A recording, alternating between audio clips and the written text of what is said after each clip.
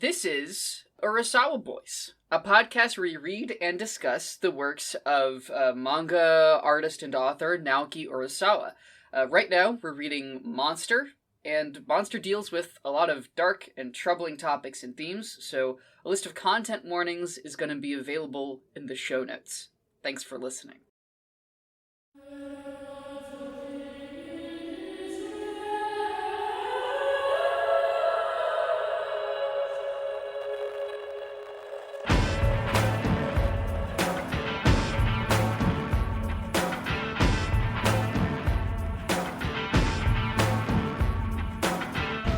I'm Quinn Morris. I'm Matt Fennell. This is Urasawa Boys, the podcast where we read and discuss the works of Naoki Urasawa, beginning with Monster, and we're gonna be in Monster for a little while. So right now it's basically just the Monster podcast. It's the Monster Pod. Quinn and I did some napkin math between the first recording and the second one, and yeah, it's we're gonna be doing this a little bit longer than I thought. And when I just kind of offhandedly was like, yeah, cool, yeah, we'll read all of Naoki Urasawa. We can do it, and we are gonna do it. I'm excited about it because I think we're actually gonna do it. Yeah, I'm just gonna say up front, I really enjoyed the reading for this section. It's so good. It's so much better than the first one. Yeah. Like, it knocks the first one out of the park, and that's crazy because the first one's pretty good. Yeah. And the first one's all right, but, like, you can see how, like, as someone who's read this manga a lot, like, starting from scratch is always an exhausting prospect to me. Like, I never, ever want to read the beginning of this manga ever again. I hate doing it. But I love everything else. Yeah, I will say, because the volumes that we've got are the perfect editions. Which actually, this is this is an audio podcast, so this isn't going to play. But I'm going to hold up on camera what came in the mail today. Hachi-machi! This is that's the good stuff. All 9 volumes of Monster wrapped up in a big plastic thing. It feels like in the Victorian times when people would buy lengths of books to stock their shelf. This is a lot of by the meter, books by the fucking yard. So, but what I was saying was the editions we're reading from combine the first and second Tankobon volumes.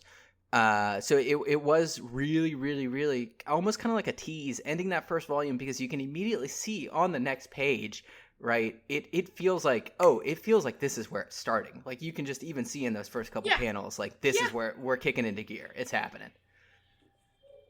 Totally. So, I mentioned it before our last episode, but I love Urasawa's sense of a cliffhanger. I love how he knows like where to be like, oh, here's where we're ending this. Get hyped for the next thing. And this is actually something that he explicitly thinks about a lot. I read an interview where I love that I'm already into the interviews.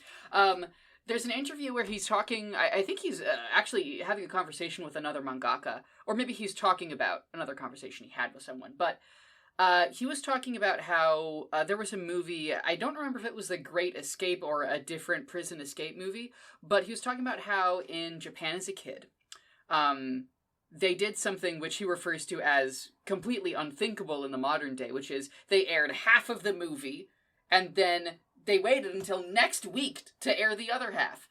And he talks about that. He talks about how much he really enjoyed having to wait, how much room he had to imagine what might happen next, and how much he considers that imagination of what happens next as you're waiting to be an important part of experiencing the media. And so he feels strongly that way about manga. He loves the monthly or weekly structure of manga because it enables that imagination.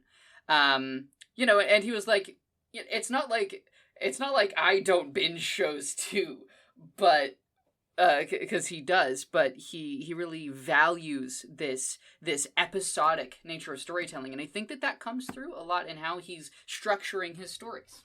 Absolutely. I think that's really interesting. So I'm going to be talking about Stephen King a lot in this Oh, there's episode, stuff to talk about regarding Stephen King. There's a lot. There's a big one, actually. I think we might have the same big one. I'm sure we have the same big. I am 100% sure that we have the same big one.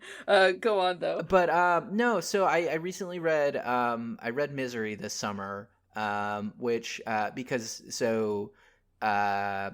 One of our favorite podcasts, Just King Things, from Range Touch, they read through the works of Stephen King in publication order. And we are shamelessly ripping them off. We're ripping them off. They developed this really good method of kind of understanding all of Stephen King through like a materialist historical view, just kind of by building up, the moves that he does, kind of when he calls back, things that he's done before, things that he's changing, things that he's improving on. But they read Misery this summer, and there's a sequence in Misery where one character talks to another about growing up going to see film serials in the theater with her brother. And the same thing comes up about how most of the fun of it was at the end, when you're left with that cliffhanger, you spend the whole next week trying to figure out what's going to happen, imagining what's going to happen. And in that story that's told, kind of almost like the dark side effect, I don't know, something comes up where the way that people can feel when you feel like you were cheated out of a cliffhanger, or you don't like the conclusion, and kind of because you're left with all that space where you're supposed to think about it and invest in it, how a lot of times I think fans will feel ripped off or angry if they don't like what happens next. Like, I know the toxic fan example to go to in the modern day is always, Star Wars, right? The stuff that happened with that new trilogy. But I do think it's interesting, kind of the immediate buy-in that serialization can create, and kind of the like weak points, or not weak points, just kind of like the big. I almost think of like Star Fox, like the big glowing red flashing dots, where it's like, if you get hit here, you're gonna die. Like how that puts those on a story and on a creator sometimes. If you don't do, if you're not. I wouldn't even say if you're not careful with those cliffhangers. It's just, if people don't like, if those cliffhangers aren't well received. So I think it's interesting. That's a really cool point. That's a really cool point. It is because it is very much like you're painting, you're setting up the target, and you're going to the audience and you're going, check me out. In 1 week, I'm gonna hit that shit so good. Yep. And so everybody gathers around and they cross their arms and like, okay. All right, so hit it. And then you've got to hit it. And then at some point it becomes, well, he's hit it 7 times in a row. Now I'm waiting to see if he misses. He's got to miss eventually. Yes, absolutely. So I don't know what any of this means or why it's important, but I do think it is. Is fun to talk about. I think it is. I think it is important. I think it's important because it's something that. So, like, I've been thinking about kind of our niche, right? What do we as people, or as media analysts, what do we have our fingers around, right? What do we grasp that we can bring to the table? And I think a lot of it's going to end up being sequential art. I think that is what we can grasp with some degree of knowledge. Okay. So I think that this conversation is interesting because this is very much like this is the micro and macro, the alpha and omega. Out. Yeah, exactly, right? Because like sequential art, the stuff about waiting, anticipation, that is not only it doesn't only exist at the level of publication. It's not just a chapter or an issue every month. This is also true of American comics, right? It's monthly, or bi-weekly in some cases, and that's an important part of American comics publishing, the same as it is in Japanese comics publishing. But then you zoom into the micro scale, and then you have a single panel and then a gutter between that panel and the next, and that gutter does the same goddamn thing as waiting a week for a new chapter. It's the same thing on the micro scale. So us talking about what makes, what creates anticipation, how that is built up and paid off or not, that's really foundational to kind of what we're doing here. Oh, that's exciting. This is good. Okay, I'm glad we're doing this together. I set him up, you knock him down. Exactly. Do we want to summarize what's going on here? Do you have a summary prepped up? Yeah. So I wrote summaries for every because I know last time you wrote summaries for each chapter, and we kind of bounced back and forth Yeah, between them. So I I've think I got did the short summaries. I think I did the short summaries off the dome, actually. Okay. All right. So I can just do a quick summary. So um in this second volume of Monster, we're introduced to Nina Fortner, who is, well, I guess we're reintroduced to Nina Fortner, who is Johann's twin sister, who disappeared at the same time as Johann. She is realizing, she is coming to realize that Johann is still out there, as Dr. Tenma is traveling across Germany, trying to kind of piece together a history of what happened after he saved Johann. Their paths cross as Johann reveals himself to Nina, murders her foster parents, and kind of sets up this series of events that frame Dr. Tenma as being involved. Tenma and Nina escape. She escapes from him again, and Tenma goes back to work at the hospital for a while, and then realizes that what he actually has to do is hunt down and kill this monster that he saved years and years ago. So that's kind of the big picture of what happens in these chapters. Yeah. And you can already see, like, just from that summary, how, as Matt said, the engine is kicking in. Mm-hmm. Right? Like, compare how, like, what actually happens in the first volume to how many things actually happen in this volume. It's like 3 or 4 times as many, maybe more. Yeah, do we have any overall thoughts on this volume before we launch into chapter by chapter stuff? I do think the pacing in the kind of middle section of this is a little funky, and it specifically like 10, 11, and 12, the time scale compresses in a way where like, or maybe not compressed, it expands in a way where a lot of stuff, or not a lot of stuff, happens very slowly, and it's, to me, I go back and forth between whether or not I find that tiresome or like really good. And kind of the takeaway that I have is like, okay, it feels like this is the crime thriller mystery fiction version of every issue is someone's first issue, right? Where this is like, if you've never read a story like this before, this is a very good intro to the way that these kind of things work. I want to get more into that kind of once we're on those chapters proper, because the pacing sort of interacts with other stuff that's going on in a way that I think is best served kind of in context. Yeah, for sure. Do I have any overall thoughts on this volume? I think this volume is a much better representation of Urasawa's storytelling, like formally, structurally, than Volume 1. Volume 1 is very focused, but this Volume 2 here, we're introduced to what I would say is much more of his natural mode, which is kind of more free-flowing, and he takes you over here, and he takes you over there, and that's really that's Urasawa, that's an Urasawa move, and I think we can transition into chapter by chapter here, because this volume begins with one of Urasawa's favorite moves. Okay, and what I'm curious about that. What you would say that favorite move that begins it is? Urasawa's favorite move is hard cutting us to characters and a storyline we have no relationship with. Okay. It is cutting us to something where or we have a relationship with it. We always do, but we don't know what it is. We just don't know what it is. Okay. We don't know what it is. And so he drops us in and we are totally mystified. Who is this person? Why are we here? What does this have to do with literally anything? And that this weird mystery of that kind of feels rude almost in a way. That's a good way to put it. This deep end mystery where Urasawa is just fuck you. You'll find out when I want you to find out. And we just have to keep the faith. But it's always interesting. But I could also see this move as being something that maybe turns somebody off from Urasawa. Me, it's one of my favorite things about him. And as we kind of get more familiar with this movie, I think maybe it's an acquired taste.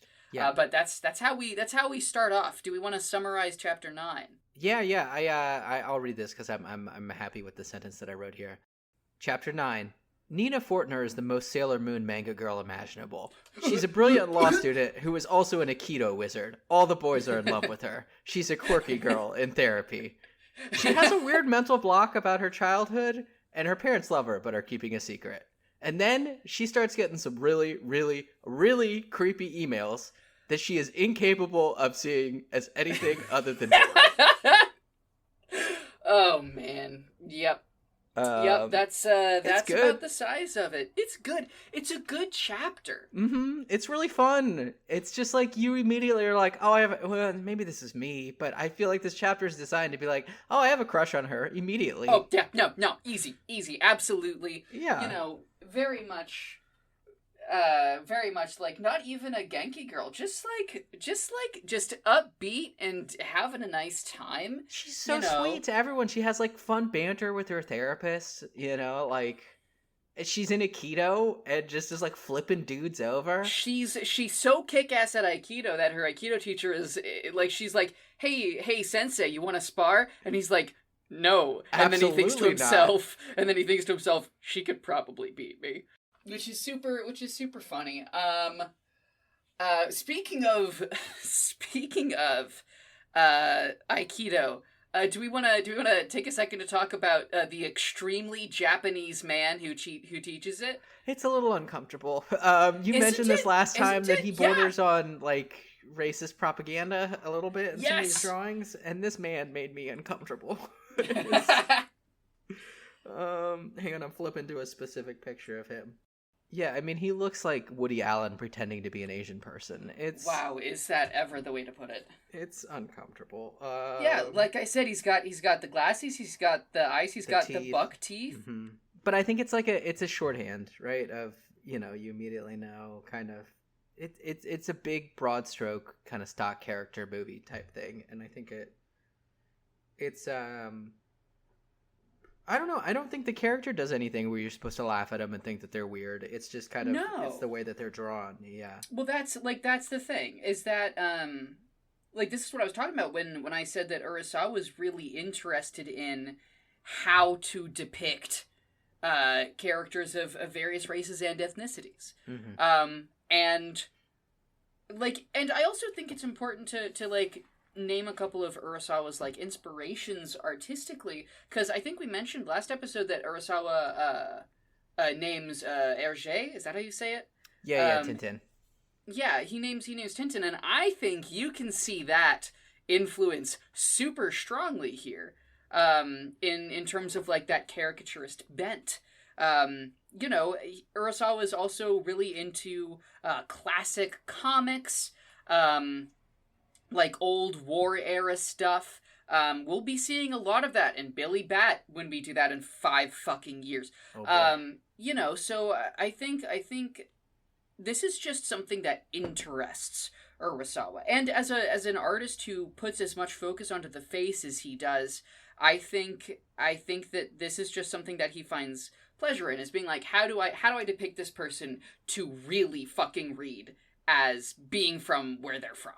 Mm-hmm. And you're totally right. There isn't the weird part about it is that it's this caricature that reads to us very much as this is what a racist thinks a Japanese person looks like. Mm-hmm. And then it's in no way paired with some kind of judgment or stereotype about Japanese people. He's not being self-hating here, I don't think. No, he's not written with, and maybe this is the translation, but it's not like he's written with an accent or anything like that. It's just this dude is talking like a normal person. He just looks like, Tenma's never mentioned to have an accent in German either. No. They never say, do you have an accent? They Everyone always seems surprised that he's Japanese is the other thing. Yeah. Exactly. So it's pretty, it's an interesting thing. I'm really excited to see kind of as we read more Urasawa, I want to what his conversation with race is like. There's because it exists. It's an important part of Urasawa's imaginary. to steal a phrase that I don't fully understand from the Rage Touch boys. We'll get there. Well, if we just keep I'm saying sure, it'll make sense. Yeah, but yeah, there's that. Also, I just noticed something really interesting as I was flipping through. So check this out. So chapter 9, right, we're introduced, like, we've got this history class, or this law class. We get this very anime-ass opening with Nina coming to school late, like, she's getting there late, and then the professor is like, can you tell me about this case? And then as she's, like, breathless, she, gives a perfect summary of the case. And then he's like, yes, that is correct. And he's, like, very pleased, Mm-hmm. And then the next page is our first full shot of her, and in the bottom right, it says Chapter 2. Yeah, what's Young up with Woman this? Of Heidelberg. This confused me. me. This means, it is confusing. This is Chapter 2 of the story. Okay. This is like when a book has Book 2 in something. Love it when a book does that, honestly. And this is, I don't think I can ever fucking remember a manga actually naming that. Because it's technically a bit like an arc numbering, but it's not an arc, it is a chapter. This is, again, what I mean when I say that Urasawa is a literary guy. Okay. Like, he writes his manga like a novel. This is a novelistic move here. Mm-hmm. It just doesn't really happen very much in manga, and I want to keep my eye out, because I want to know where Urasawa... This is such a cool signpost of going, where does Urasawa think his chapter markers are? Like, that's going to tell us so much about, like, how he perceives the structure of this story. And it's really cool, because most manga doesn't give you that. You kind of have to try and infer. I've been talking a lot for a while. Do you want to pick things up from here? Yeah, the other two things I was going to note from this chapter are, I forgot one thing in my summary of Nina. She's also a pizza delivery girl. I mean, how do you not immediately love her? I think is thing number one. And then thing number two, so I'm going to read the email, because I think the sequence where she gets the first email from this mysterious person is very good, because you can feel, like, the camera zooming in and, like, ominous music playing and it doing, like, strings going, and it's because the text is really small. Anime I'm excited to see if that plays out. Because that's a real fun called shot. Well, and the other thing is, like, this whole segment, I would say it's playing the in Evangelion, there's that one music that plays whenever they're at Masato's house drinking beer and eating bad ramen. It's like the fun music, the dee dee dee dee dee dee dee dee. Anyway, right. And I feel like that's what's playing over all of Nina's stuff in this first chapter. And then it pauses for a second. It's like ominous music as it zooms in on this computer, and there's this poem that's just like the capitalization's off, and it just says, I shall send you the most beautiful flowers. I was born to smother you with flowers. And she looks at it for a second and is just like, ha ha ha ha ha, this is so silly. It's so funny. It's my favorite joke from Scott Pilgrim. It's when he gets the first email from the League of Evil Exes and is like, this is boring. Oh my god, that's so fucking funny. I did not make that connection. Not that there's like a connection, but that's a really funny pull. It's the same move, and I think it's a very good joke whenever it happens. Really, and it's especially funny because she she points at the screen. She's like, haha, good one. And then the next panel is the computer and a mid shot with this ominous black background. And it's like the manga itself going, are you stupid? It's really good. I think that should be an image macro. It's just someone pointing at a computer and then a zoomed out a picture of the computer with the most just miserable whatever on it. It's just, it's... Oh my god. I don't think it's meant to be comical, but it is comical. It is. It's so funny. It's super funny, and I don't know. Is it a context thing? It can't be a context thing. I think the only way to read this is that Nina's dumb. Even at the time, she doesn't think it's creepy until a bit later when she's like a few pages later when she's like, oh, but only my friends know my email address. Who could it be? But she still isn't. She doesn't go, oh, that's weird. Oh, that's creepy. She does seem to think it's sweet, or at least not pay much mind. Yeah, which is just bizarre. She's so used to dudes hitting on her in the weirdest way that the only way she can read this is just like, Another dork.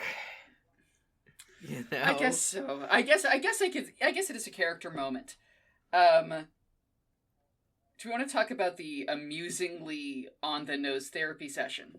Oh, it's great. I think because okay, so what do they talk about? Because I know that the therapy section that I think about more, it comes a little bit later, and it's a more serious one. Yeah. But in this first one, I mean, she talks about how she's a little anxious. She's in college. She's doing her best to keep busy. And the therapist. Yeah, this is the on the nose part. The therapist says, well, it's a time of transition. You aren't sure who you are, which is like a signal to us, and then a signal to her, right? I mean, because the whole thing is she starts realizing, hey, she doesn't remember a lot of stuff about her childhood. And this is like where we're supposed to start drawing the lines to, okay, this is a character we should know. This is someone we've seen before, whatever. Because I think it's like a page or two after this, the Tenma shows up. Because he's not in this chapter like at all until the very end. He's doing something completely off to the side. Yeah, it is kind of on the nose, but I think it works. It's a transition from like that, like I said, that Sailor Moon mode back into psychological thriller mode. What do you think about it? About it, here's the thing that I think. One, it is funny that she goes, you know what they say in Japan. I guess she learned the saying in Aikido class. But it is funny to drop that. Mm-hmm. But I think the main thing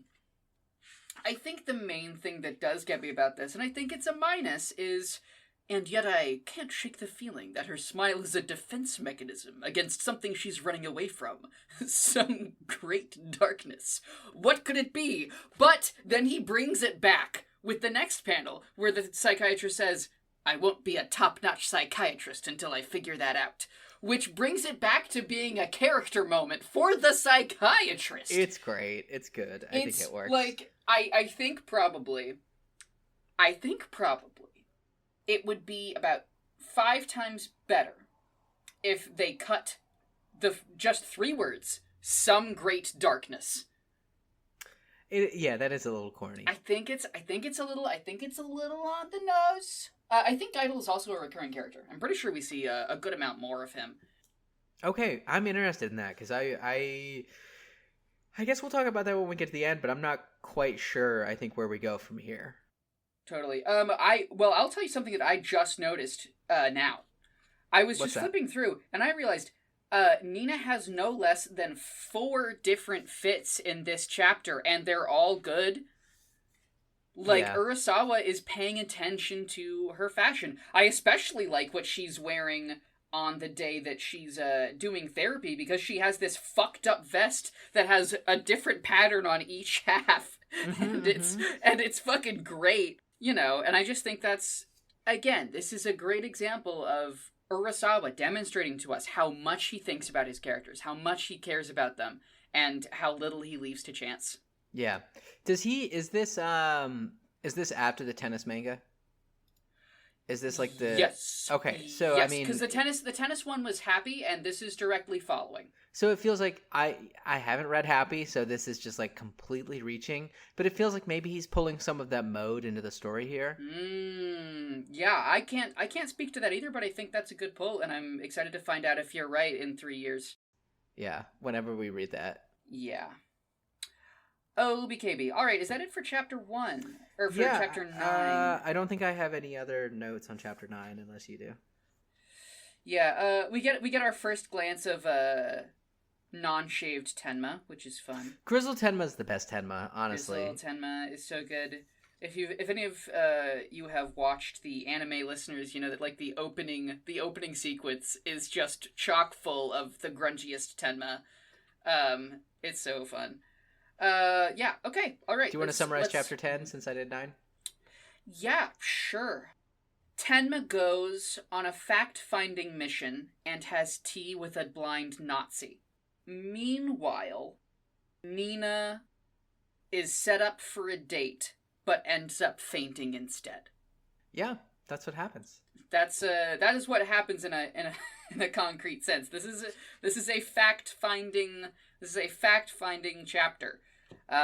with some really, really interesting, cool stuff going on. I think Mhm. this chapter I love, like, this chapter, the gears are all clicking, and I listen to the clicks, and I go, What a nice watch. Yeah, that's what you think as you look at this. Yeah, so Tenma, in case anyone doesn't remember, the kind of the mystery that kicks off the in the end of part 1 is there's couples across Germany that are being murdered just in absolutely brutal ways. So Tenma starts going around to the different scenes of these murders, and he's interviewing people, asking if they remember a boy who lived with the people who had been murdered. And most of them say, yeah, kind of. It was a long time ago. He wasn't very memorable, stuff like that. One of them mentions something about the sister, and that's what reminds Tenma, oh, the boy had a sister. So then he starts asking about that, and that gets him maybe a little bit further. He meets with a lady who is basically, she predicts the modern fascination with true crime podcasts. She's like one of those true crime website people. In my notes, I have, I love true crime grandma. So, I mean, because she says, well, I'm hang on, let me find the exact phrase that she uses. It's so good. It's so good.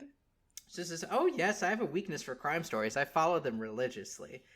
Yeah, and in a couple panels before, she was like, it had to have been the same perp. Like, they have her talking She's using the lingo. Yeah.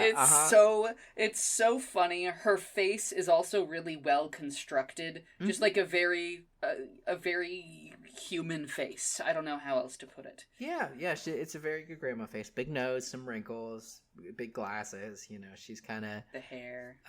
It's fun, and she doesn't like Tenma too much. Is kind of the takeaway. She's like, well, he's what a gloomy fellow. I think is what she says when he leaves. What a gloomy fellow. I also noted that. I love True Crime Grandma. It's good. Yeah, and like how tired Tenma is, I think it comes across there. But the big Tenma thing is this conversation that he has with the Nazi, the blind Nazi. Which is this where the king thing is for you? Yes, it is. Yeah, so it is. This is apt pupil. It's apt pupil. Matt, by all means, what is apt pupil? So apt pupil is one of the 4 novellas in the Stephen King novella collection, Different Seasons, which is a small book that, like every story in that, every novella in that book has been turned into an extremely, 2 of them have been turned into extremely famous movies. The Shawshank Redemption comes from that book. Stand By Me comes from that book. They made a movie out of Apt Pupil. They're making a movie out of the last story in that book, The Breathing Method, which is maybe the worst. But Apt Pupil is it's the story of a all-American blonde high schooler boy who befriends he realizes that an old man who lives down the street from him was a Nazi, and basically uses this information to blackmail the man and says he's going to turn him in unless the Nazi tells him what it was like to work in the concentration camps and stuff like that, because he has this weird fascination with Nazism, with the concentration camp specifically, and it gets tied up in, as he's going through puberty with like sadomasochism and his sexual interests, and they develop this really weird codependent relationship where they both start killing unhomed people, and it ends in this horrible, I don't know, it's really bleak, it's kind of gross. It's one of the, I don't know, in Just King Things, their opinion of it was mostly pretty negative. I think there's some really interesting stuff in that story, but it feels very like, you're just watching something gross and terrible and kind of gawking at it. It's the, sicko outside the window saying yes, yes, yes. I mean, there's nothing positive or good in that story. Yeah. I think probably if you wanted to take the concept of apt pupil and make it significantly less gross, I think this is how you do it. I think I like this interpretation because, look, is it technically possible that Urasawa wrote this sequence either without having read apt pupil or without consciously realizing the inspiration he was taking? It's technically possible. Yeah. I don't think that it's likely. He feels pretty direct. It feels pretty direct, and we already know Urasawa likes Stephen King. Mm-hmm. And after people came out in what was it, 79, 81? No, it's like 83. It's somewhere in there. It's 83. That's 11 years before this chapter comes out. There is no way in hell. There's no way in hell that this is not, at the very least, an unconscious take on it. And I think it's in the 80% chances that this is a direct reference. Yeah, no. I think that tracks. And you're right. I think where that story fumbles is it, Stephen King is not ever good at writing about non heterosexuality. Yeah. And that aspect is quite thankfully absent here. Because the child is much younger. Right. So I think pulling that chunk out, that big problematic stumbling block out, I think makes it so you can take kind of the conceit of this, right, the concept, and do something interesting with it. Which here it's, the Nazi tells Tenma, I taught him English and French. He would read to me. He talked about you a lot, Dr. Tenma, and how he viewed you as a father figure. And how he was thankful to you. And the thing that he would ask me about a lot was my time working on a U-boat, the German submarine. But the stories that he wanted to hear weren't ones about adventure. It was the terror, the fear, how the worst parts of war. That was what he liked to hear about. So it's communicating to you, hey, this kid was always messed up. Something's wrong with him, right? It's that monstrousness. The monster. Matt, he's the monster. He the monster. I think the way it reveals that he was a Nazi is good because he starts talking. I was like, was this dude a Nazi? And then it's like, oh yeah, he was 100% a Nazi. Yeah. Well, it's like he comes in and then Tenma looks at the pictures and you see this guy. You see, some pictures of him in uniform, and just based on the timing of it all, you can infer that he was a Nazi. They don't even say the word. They don't say the word They Nazi never say once. the word Nazi. Yeah. They don't make any fucking bones about it. Mm-hmm. But it's just like, and he was on a U-boat, so for what it's fucking worth, I guess he wasn't, at the camps or anything, but he sure was a Nazi, and there's kind of no way around that. He is drawn. His face is kind of malicious, I think, is the other thing. Absolutely. In my notes, I say, this guy's a Nazi the second you look at him. Yep, 100%. You see an old, wrinkly, kind of hawkish German man in the 1990s. That's a Nazi. That's a toe to tip. That's a Nazi. And I also think it's really cool because I think it's kind of obvious to the reader, maybe, that this guy is blind. Oh, absolutely. It's like, how did Tenma's a doctor. How did he not realize this? It's not obvious to Tenma. But that reveal is still cool because you realize that the only reason Johann spent any time with this dude, why this dude is alive, is because he was blind. He couldn't see him. Right? Which is what Junger said in the last one. He doesn't let anyone see him. Yeah. Yeah. And so that's really... I think that's cool as shit. And if we're gonna go back to my big picture thing from the first episode, which was the eyes are the window to the soul, right? Which I think comes up a little bit later. Wow, that plays in here somewhere. I don't know 100% why. Perceiving being perceived. There is something to that. We're getting there. Yeah, so that's a big chunk of what's going on in this chapter. Then we go. There's a little bit about how. Oh, we've somehow missed. We've totally skipped over the fact this last chapter and this chapter that Nina doesn't remember her childhood at all, and her parents haven't told her that they aren't her real parents. Right, and there's a debate going on. Hey, we'll tell her on her birthday, because they think of her as their daughter. They love her, Yeah. They don't want to hurt her. They're good parents, and they're unsure how to tell her, what's going on. Yeah, and so there's a little bit of that, and that's sad. Just kind of being with her parents in those small moments where they're talking about that and acknowledging that, and you can really see their sorrow. And they're very sad. Yeah, I was gonna say that is you can always see how sad her parents are, and it makes you sad for them because it's like, oh, you're just trying your best. Yeah, sad about having to tell her, not sad in general. They're They're good parents, and they love her very much. Which is never a good sign in a thriller. No, when people love each other very much, it's not good. It's not. And then a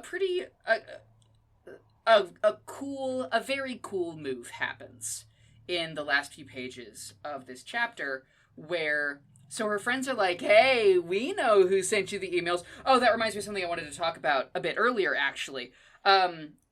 This is one of the few pages that has a page number on it. If any of you have been like, why aren't they telling me the page numbers? It's because, like, there's almost never a page number. But this one has one, and it's 252.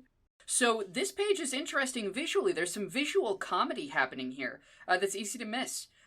This is Urasawa playing with the camera. So...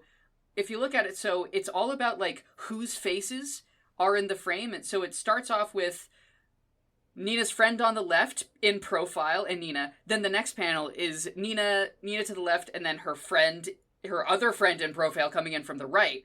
And then it's a shot with Nina in the middle looking confused while her friends talk at each other from either side. And then the camera flips around. Her friends are reversed, and we don't see Nina. And so it's just this very Three Stooges kind of like playing around with who we're seeing. And I think, I don't know if it's necessarily meant to be super noticed, but once I saw it, I couldn't unsee it.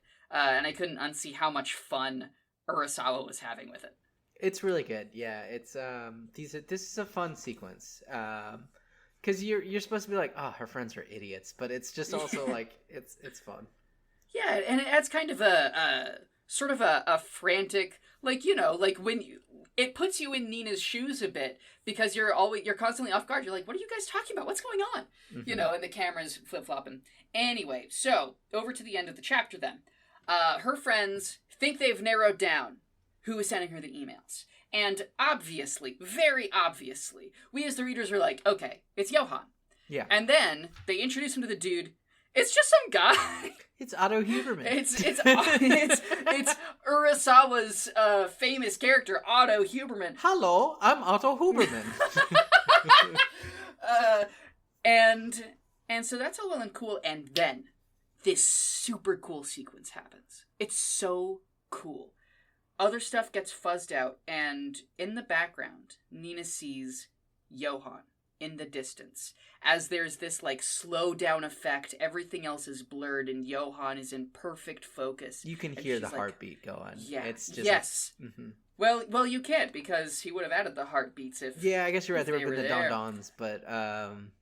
Yeah, but... Actually, I mean, that might be a bit much. Maybe you can hear the heartbeat. I don't know, but yeah, and she's like, who is that? And then she's like, I've seen that face before. Who are you? She faints. Who are you? End of chapter. Fuck, man. Boom. It's good. It's good stuff. That's a good cliffhanger. So I think that chapter is real good. Yeah, like it's super dense. I think hanging out with the Nazi is tense as hell. Mm-hmm. Like you learn some stuff, and it's just like the atmosphere of that conversation is very it's suspenseful, Yeah. Okay, so moving on to chapter 11, I'll kind of summarize this one real quick because this one is kind of some setup. Yeah, this one just rolls. So Dr. Tenma goes to Heidelberg because he learns from the Nazi, hey, that's, where the sister is. The boy said he was going to go find them on their 20th birthday. So he goes to Heidelberg. He has a hunch that, this boy disappeared from Heidelberg. There's probably a story about a missing person. He can find it and kind of narrow down what's going on and find them.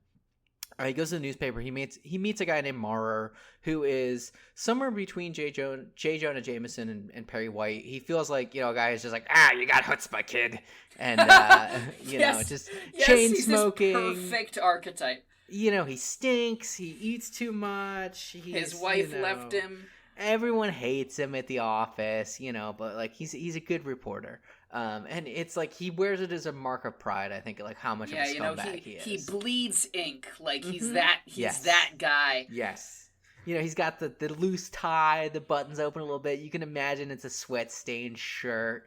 he's eating He's donuts. introduced with a shot of him eating a hot dog specifically. Yeah, eating hot dogs. Oh man. It's good. So Tenma shows up him. and is like, "Hello, sir. I would like to view your archives. I need to find the story." And the dude's like, "Okay, kid. Good luck. Please let me reiterate the entire plot so far to you." Yeah. It's a good. Hey, if you haven't been reading up to now, you can get into it. So Tenma goes to the archives. He's digging through stuff. Nina goes to see her therapist, and it's a very, very different scene. It's very tense. She's clearly very worried. And she says, I think this is a really good sequence where she says, she's not a religious person, but when she saw this dude who caused her to faint, the feeling that she got was one that she's had in nightmares, and it's one of just pure, absolute evil. In a way that she thinks is a little ridiculous. Yeah. What's your... I have a note. He says that's their own theology. Matt, can you believe I thought Christianity wasn't going to come back up? Can you believe that I said that with my mouth? Yeah. It's the dragon, man. It's the dragon and the monster. They're here. They're pure evil. Dragon and monster. And I do think I think it's interesting that both of them are like, hey, we're not church people, but like this concept of evil that's the only terms that we have to discuss it in. It's just a biblical evil. And she kind of recognizes to her therapist, like, hey, I realize this is kind of ridiculous, but like I'm worried about it. And he kind of tells her, hey, don't put too much pressure on it, don't worry about it, whatever. So Tenma, keeps digging through the stuff. Mar finds him passed out. He takes him out to dinner. They have like a nice heart-to-heart. They talk about, he says, oh, I smoked too much and worked too much and got divorced. Tenma tells him he should quit smoking, and then his wife probably cared about him. And that's like their good bonding moment. So then they go back and they're at it together. And of course, now that they're doing it together, they're immediately able to find the story that they're looking for. And they realize, of course, coincidentally, today is the birthday. Today is their birthday. Dun. Yeah, which is, woo! And I guess at the same time, Nina gets another email saying, hey, meet me at the castle at 7 p.m. Yeah. And that's the cliffhanger that this one ends on. What do you have to say about this chapter? I like this chapter a lot. Yeah, I think it's good. I like this chapter a lot. Real quick, I want to say something that is true of all of the chapters, and of just this Urasawa's work in general. His establishing shots for locations are consistently incredible. And the quality of illustration between his regular shots and his establishing shots are stark. It's stark. Mm-hmm. He puts so much effort and care into these establishing shots. They are so realistic. There were so many good shots of cities at night in the rain in this book so far. They're obviously sketched from reference photography. He's putting so much effort into it. And I think that it just does a lot. I think it does a lot for the atmosphere. It does a lot for establishing the fact that, hey, asshole, you're in Germany. You got it? You fucking got it? Cobblestone streets, dude. Yeah, you're not in some fucking generalized Europe. You're not in a book. The important part of the location is a character. It is important that this story is happening when and where it's happening. Which is true of, I think, not every other Urasawa story, but it's true of some, like Billy Bat, where and when things are happening. Holy shit, is that important. Unspeakably important. But then you get to Pluto, where and when something is happening isn't as important quite so much, because it's not a real place. So, really, you see these establishing shots. Urasawa cares about keeping you grounded. He's like, this is real. This is real. This is real. This is happening. Yeah. Yeah. And I think that's a really important move for him to do. I think that it's a subtle thing that really grounds everything in a needed way. Yeah. I think it's good. It's neat. I don't have a lot to say specifically about this one because it does feel kind of procedural, right? It feels like, we're setting up pieces so that we can move the story forward. And I mentioned at the top that I wasn't sure about the pacing of the chapters in the first half of this volume. And like I said, it feels like, hey, we're setting up stuff that if you haven't read a story like this before, it's easing you into the genre. And that's a great way to put it. I can see why people really like this series, and I think the anime specifically, because it feels like it would be a good intro to this kind of story.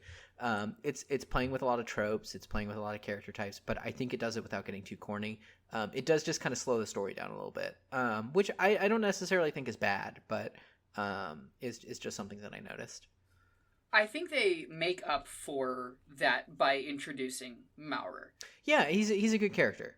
I think he's good. I love him very much. And I also, like, I've mentioned this before, and we've already seen it a couple, like almost 3 times in this reading alone. I cannot overstate, one of Urasawa's greatest strengths as an author is giving you everything you need to know about a character in 3 pages or less. Mm-hmm. It is absolutely, it's like a magic trick. Every time he fucking does it. The amount, like, you start chapter 11 having, not knowing anything about Maurer. By the time you're 3 pages in, you know almost everything about Maurer, and it feels so natural. It's like you just happened to be dropped into a moment in his life that really epitomized who he was. Mm-hmm. It's a stock character that's given just enough meat on the bones to make it real, right? I wouldn't say he's like a fully 3-dimensional character, right? But it does feel just like, okay, you start with a caricature, right? News guy eating a hot dog, stinky, whatever, and then you just add enough details a bit at a time where it's like, okay, this distinguishes him from just being a generic version of this character. Would we call that also a similarly kingy move? I think so. And like it goes back to, when we talked about serials at the beginning, Dickens is the original serialist, and I know Lutz really? On just he's one of the original ones. I know Michael Lutz on Just King Things talks about, hey, Stephen King, in working with these stock characters, he's doing, it's a Charles Dickens move, right? Like having this menagerie of characters that you can pull from, which I think for Urasawa, we would say it's this menagerie of faces that you can pull from as well. Totally a menagerie of characters. I mean, and that's also that concept of the stock character I mentioned last episode. That's a big Tezuka thing. Okay. That's a huge Tezuka thing. So it's, man, I love that. I love this fucking like lineage shit where you're like, where you're figuring out kind of where stuff comes from. Nothing springs from everything. It comes from something else. So it's good. I don't have too much more to say about this chapter. Do you? No, we talked about the religious thing. I think the moment where Tenma reads books all night and Maurer finds him passed out on the ground is a good moment. It's real doctor stuff, too. I mean, totally. The immediate stereotypes about doctors are always they work themselves until they collapse, right? And, like, I think Maurer comments on that, yeah. It says, like, you're so unhealthy, you're working all the time. It's ridiculous. And I love, what I think is cool, actually, about Maurer, is that he's lying to himself. Yeah. In this one chapter, Tenma lets this character lie to himself and come to terms with that. Mm-hmm. It's the page where he's talking about losing his wife, and he's like, we journalists get caught up in other people's problems and ignore our own. And then at the end of the page, he has this almost Becker-like face, where he looks like a little fucking like scamp, like kind of like almost edging into a face you'd give to a bad guy. But it's like, it's obvious that he doesn't even believe what he's saying. He's like, don't ever have a family. You're better off alone. At least you got your freedom. Yeah. And then the next panel is one that's easy to skip over. But if you really look at it, Tenma is making the strangest face. Yeah, he's laughing. So he's odd. Laughing under his breath. He's smirking. He's good. He's just, I don't think I see him make that face ever again. He's just like, okay. And then the next thing he says, he's like, aren't you gonna go after your wife? Like, he just clocks it. Yeah. And I love that. I like that a lot. Tenma is such a good dude, right? Like, he cares about everyone that he comes into contact with. I think that's, like, his strength and maybe his weakness. Who knows? We'll see. I don't know. Okay, let's move on to the next chapter. I think that's everything here. Okay, chapter 13. I feel like we're making much better time this time. Oh, no, chapter 12, not chapter 13. Yeah. Yeah, it's chapter 12, but we're still making. We're making good time. We're doing it. Yeah. Because I think 12. Considering we started with maintaining balance. 12, I think, is going to go pretty quick. Is my guess. Oh yeah, I definitely have the least to say about 12. Okay. Are you? I think it's your turn to summarize for 12. Okay. Chapter 12. Birthday of Terror. Yeah, a terrible name. not your best, Urasawa. Not your best. Real different seasons. Yeah, it's a subtitle. Yeah. Yeah. Tenma and Maurer go to the Fortner's house. Then Tenma goes to the castle. Nina's at the castle. They have a quick fight. That's it. Yeah, the one thing that I called out here, that's the whole thing. The one thing I called out is when they get to the house, they split up, and Mara says, "Hey, I'll stay here with the family. I'm going to call the cops. You go to the castle." And it's the moment where he says, "Hey, Doc, be careful, be safe. Promise me you'll come back." And he says, "Okay, I promise." He says, "I promise I'll quit smoking, if you make it back safe and sound." Which, I mean, he's signing his death warrant right there. Oh, no. My note for this is, deathiest death flag this side of Death fucking Valley. Put that panel on the city fucking limits. That's on his tombstone, was him saying, he promised he would quit smoking. Yeah, put that on the coroner's report. Cause of death, promised he'd quit smoking in a thriller. I mean, and he makes it it's a cute remark where he's like, "Well, my doctor told me I should quit smoking." It's like, okay, yeah, that's just like my quack doctor told me to. Yeah, and then the next page he's like, "I don't believe this. Your line's been cut." Is that his last line? And then the next time we see him, he's fucking dead. He's Jesus. Dead. Yeah. Oh my god. That almost feels mean. Man. I think giving him where he realizes that the line has been cut is the thing. But also, that's the thing. That's the thing about Urasawa is that he loves his characters. He will kill them. He will kill them. But it's also interesting because you don't read Urasawa and really think of him as like, oh, this guy kills his characters, because I don't know why. I guess it's just because, to me, and keep this in mind, like listeners, here's some Quinn context. I am not a good critical reader unless I'm trying to be. I experience most media very uncritically unless it's super in my face with something that it's doing wrong. So, as a person, I'm really good at suspending disbelief. I'm not as good at recognizing things on my first go round, right? So this could just be me reading Urasawa.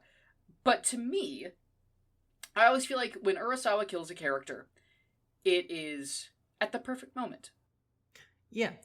Urasawa doesn't kill characters for shock. He kills characters for a reason. And I think that's the difference, right?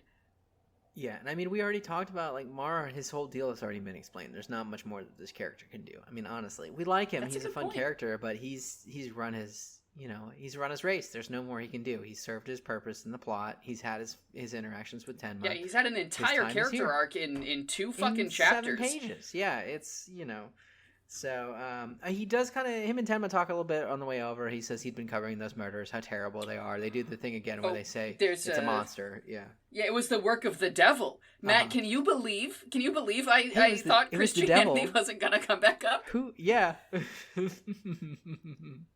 Well, yeah, we'll keep a devil count, I think, maybe. No, we won't, but... I don't know. I'll be interested to see if it maintains. If it keeps happening. Yeah. I'm does it keep happening or does it not? We'll see.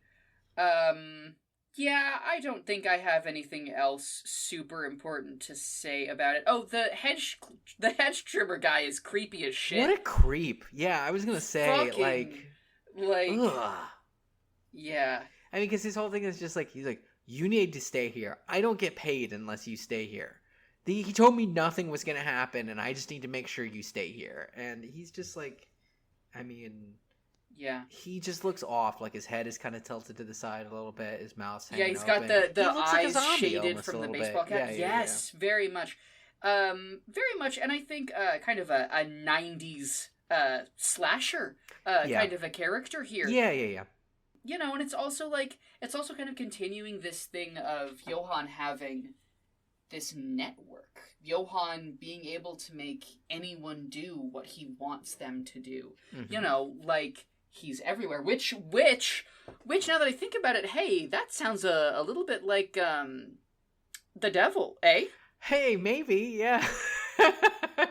The devil's like a lion prowling among you, blah, blah, blah. All that stuff. You know, like, he's got his servants, he's got his, adherents, disciples, you know, and it's, we learn more about that and kind of how it works as the story goes on, and I think it's kind of interesting, and you know, okay. but right now, I'm interested to see how that works, because it really does, it does kind of the villain trick of like, oh, he's everywhere at once, you know, he killed the family and now he's back and has killed this dude, you know, it just feels like he's breaking the rules a little bit, is almost what it feels like. They never explain the poison candy. Yeah. They never explain the poison candy. Like, yes, absolutely. I think he does break the rules. Yeah.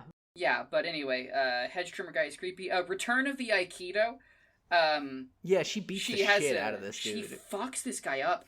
And I also, you know, we don't see... Urasawa doesn't do a lot of action sequences, but I really like it when he does. I like how he portrays motion. It's all blur, you know. I don't know if Aikido comes up anymore in the story after this. Did he put her in Aikido just so she could do this? Maybe. I don't know, but... I don't know. But yeah. It is cool. It is cool when it happens. It's cool. And then Tenma does the stupidest thing that anyone's ever done. He ties this guy's hands with his tie. With his own tie. With his tie. I mean, and, you know, he's stressed. It's a moment of panic, but he does the thing where you see him do it and you're like, oh, you fucked up. You made a mistake. Oh, see, you caught that? You caught that on your first go-around? Oh, yeah. See, that's exactly the kind of thing. Yeah. Like, this is very illuminative of how I read things. Because, listeners, I would never have got that. I would not, like, sometimes I can catch stuff like that. But, like, I really value, like, I like being surprised by things. So I just partially consciously, partially unconsciously don't look for that. Unless I'm reading, like, a mystery or something, and then I'm close reading. But with this, I'm just like, yeah, sure, the tie, sure. But no, you're absolutely right. It does prove to be a problem. Yeah. So that's the end of that chapter. I'll move to the next one. Chapter 13. I think it's called Night of Terror. Is that this one? House of Sorrow. House of Sorrow. Okay, Night of Terror must have been a different one. House of Sorrow. You're thinking of Birthday of Terror. Birthday of Terror. Yep. Immediately prior. Okay. Birthday of Terror, House of Sorrow. Do you think that sounded better in Japanese, Birthday of Terror? It had to, right? It had to have. It can't sound as bad as it sounds in English. Birthday of Terror, House of Sorrow. What's the next chapter called? Now I'm wondering. Chapter 4. I bet Not you your it fault. doesn't... Not your fault. Okay, is good. So it's just...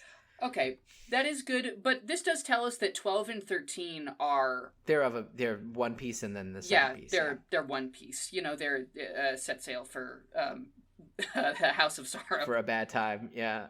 Yeah, so these two chapters, we can tell from these titles that these two chapters are one chapter. They are one story unit, which explains the weird pacing in chapter 12. Yes. So, okay, I'm gonna read my summary. Yeah. They get to the house, everyone is dead. Tenma's eyes go blank. He tries to do CPR on Mara. Nina's in a daze. Her eyes also go blank, remembering. She tried to kill Johan. She was the one who shot him. She collapses. Two cops show up and explain. Yeah, I think we said that. I was kind of surprised that it came back this early. You called it so hard. Well, like when you were saying that last episode, I was like, "Oh my god." Well, yeah, I don't know. I was surprised that it came back this early. I think is what I'll say. But it's a good moment.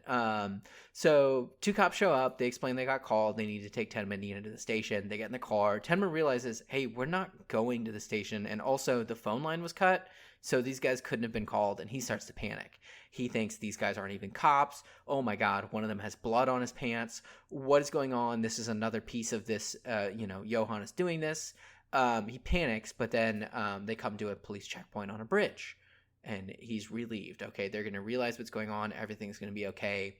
The guy running the checkpoint comes up and is talking to these detectives and confirms, yes, these are real cops. These are detectives, which now Tenma's panicking even more because how does Johan have his hooks into the police? Has he bought these guys off? What's going on? They step out for air. the cops make a mistake where they call Dr. Tenma by his name. He gets to do the nice moment where he says, well, I never told you my name and I never told you that I was a doctor. And there's the split moment where we get everyone's reaction shot, and then he grabs Nina and they swan dive off the bridge into the river. Hell yeah. Which is it's a real good way to end this chapter. Yeah.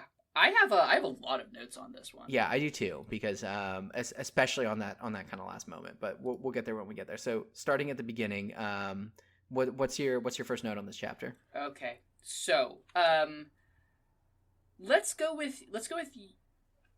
Okay, my first note on the chapter is the full page shot with the title card, where the house is dark and they're running towards it. Absolute, just a real masterpiece of a panel, I think. Like it has a sense of motion, but not too much. It's not exciting, but you can tell you're moving toward it. The whole thing is hatched like it's all converging on the door. The house is dark.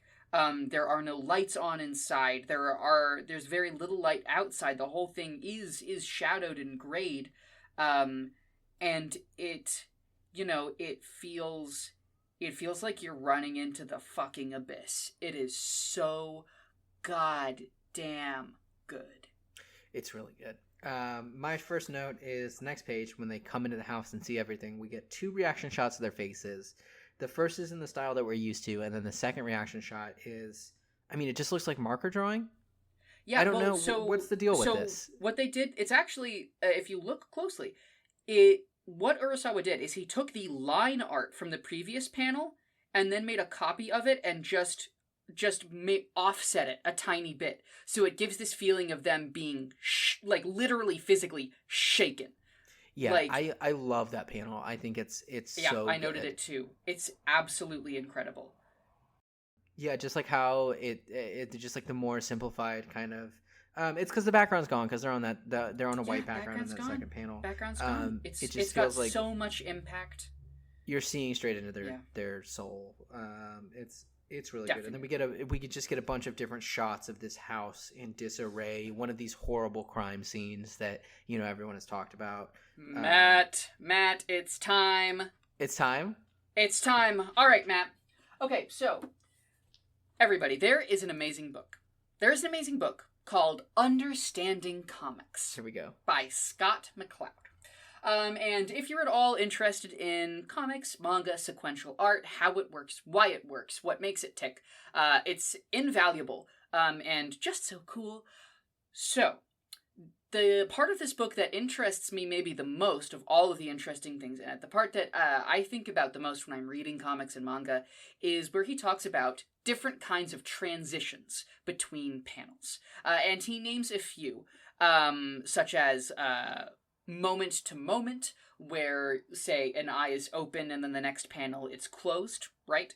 Or you would have action to action, where in one panel a dude is winding up to hit a baseball, and in the second panel he has finished the swing and the ball is flying away, right? But the transition that is the most important to us here is what is called an aspect-to-aspect transition, which occurs rarely in Western comics, but is very, very common in manga, is way more common in manga than in comics from other traditions. So what aspect to aspect is when you have a sequence of panels that are individual things within a scene or a place that set the scene. You can kind of think of it as an establishing shot, where instead of seeing everything at once, you see smaller pieces of it and interpret the whole from that.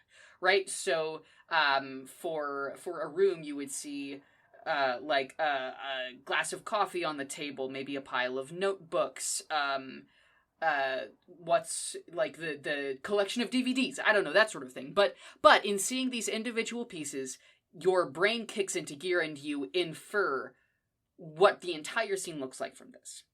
So, with that, This next page, right after their reaction shot, is a page entirely of aspect-to-aspect transitions, and there is a lot to talk about with the layout of this page. Visually, this page is popping off. So, first things first, all of the panels are non-orthogonal, right? So, Urasawa is a pretty by-the-book layout guy. His panels are all rectangular in shape. He doesn't go for, like, weird layouts very often. He is inventive, not exactly inventive, but he makes sure that every layout is perfect for the moment.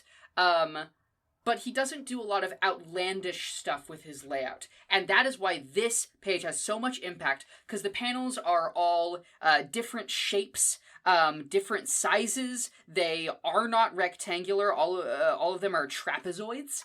There is an irregular amount of white space around a couple of the panels. And really importantly, like, there isn't a flow of time on this page. This page is aspect to aspect.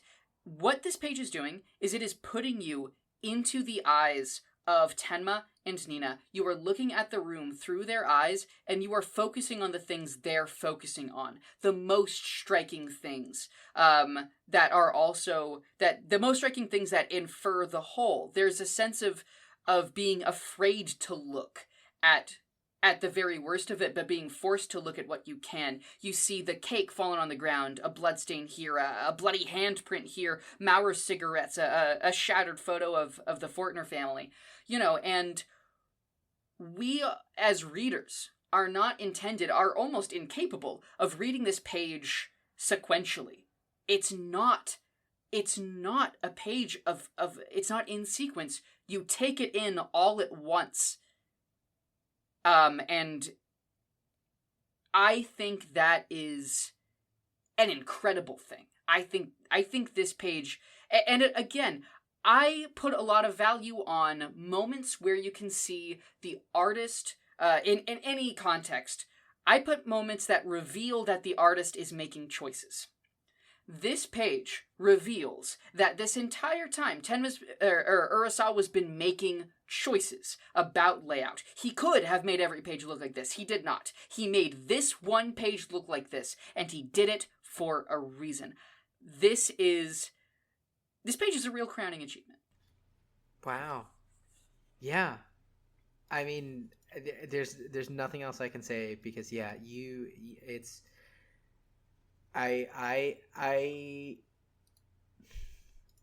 this is a thing that I think has come up in the only time that I can think about something like this is in arguments that happen in English classes, right? Where you think about how intentional is any given sentence, right, or paragraph or whatever, things like that.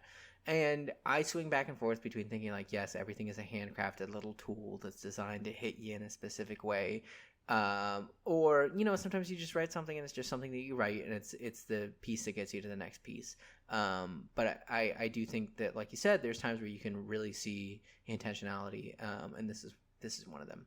I had a different English teacher who would tell me this thing every once in a while, whereas when I would complain about where I would complain about grammar and corrections that I'd get on papers for grammar and stuff. And she would tell me, the rules are important. You have to know the rules so that you can break them on purpose in ways that are interesting. And I think I wouldn't say that's quite what's happening here, but with the, like you said, with the irregular panels, like it's designed to provoke an effect. It's shock. Yeah.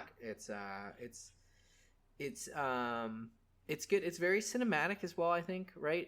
You've got lots of quick shots between different things. And then I think, when we turn the page, the effect that we get is, we're feeling the same way that Tenma and Nina are feeling. We're just shocked. We're standing there. It's and it puts it in perspective, because you've got the corpses lying there in the front of the frame on the next panel. Yeah, you just see like their bloodstained like legs and their shoes in the foreground, and it's a really grisly effect. Yeah. And what is the first thing that Tenma does immediately after this? He goes and starts trying to give CPR to these corpses with bloody mouths. He checks their pulses. Checks their pulse and tries to do CPR. And you really, you see his, despair. like he's just like there's no way, but he's still trying it, almost out of habit. I also want to mention in this sequence, we're still reeling, right? I want you to think about kind of, so from their reaction onto the next page, there's almost like a psychic flashbang. Sound is blown out. We have no sound. Mm-hmm, so mm-hmm. the page with the aspect to aspect page, no sound. The next page with their reaction, no sound. Even when Tenma falls to his knees, we see him falling to his knees, and there are impact notations there. No sound. He crawls across the thing. He breathes into Fortner's, or maybe Maurer's, mouth. No sound. The sound only begins again when he starts doing CPR. Again, Urasawa making choices, controlling what's happening in our heads. Very, very, very cinematic. I didn't even notice, but it just happens automatically. I think exactly. Like, those panels are silent, and it's masterful. It's yeah, and good. I'll bet you anything. That in the show. Oh, that sequence is silent, and then it starts. No, I'll bet you anything it's not. I bet you they missed the point. Oh man. I bet you they missed the point, and they had sound effects for all of it. The sound effects might actually make it grisly in a different way too, because sound effects mean and feel something different when you can actually hear them too. Mm-hmm. There is that. But yeah, and Tenma tries to bring Maurer back and can't, and he's fucking crying, and maybe almost a too saccharine move, but one that I still think is effective. He puts a cigarette back in Maurer's mouth, and it's like, your cigarettes, you love these, and there's this great shot of Tenma crying. Mm-hmm. Like, it's effective. Yeah.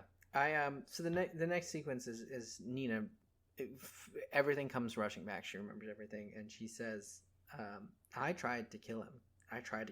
And Tenma has the same realization that she does, and he goes, oh my gosh. He realizes that he screwed up, because she collapses, and there's another moment. There's a couple panels of silence. Look at Nina's face. Look at Nina's fucking face when she says he was supposed to die. Haunting. And Tenma realizes he's messed up, because what is the thing that he says after this period of silence? He says, I brought him back. He realizes what he's done. Frankenstein's monster, bringing it back. No, that's not what this is. But anyway. Whoa, we've gone into new interpretation, everybody. We've jumped a different direction. But then, we go straight from here into some good, like, thriller, realizing that the guys who are here to help you actually aren't, the audience is realizing at the same time that Tenma is, that this situation is, something's off. I love these two cops. They both look really sad, and just like, especially Mustache Cop. Something about the way he's drawn. His eyebrows are always just kind of like, he's always making this face where he just kind of looks like he's frowning a little frustrated. Well, not frustrated, just a little, maybe like exasperated. Disappointed dad is. Yeah, yes, yeah. He's just kind of like droopy dog. Eeyore. Droopy dog. There we go. And I guess I missed this earlier, but he does ask. He's like, "Are you both okay? You're not hurt." Like he's. Yeah. So there's actually a funny thing that happens. Tenma does tell them his name. Oh, does he? Did he imagine this whole thing? My name's Tenma. So, okay. This is something that I think might be a mistranslation. I don't know. It is true that Tenma never told them he was a doctor. That is true. They did call him Dr. Tenma. There's no way they could have known he was a doctor. That still works.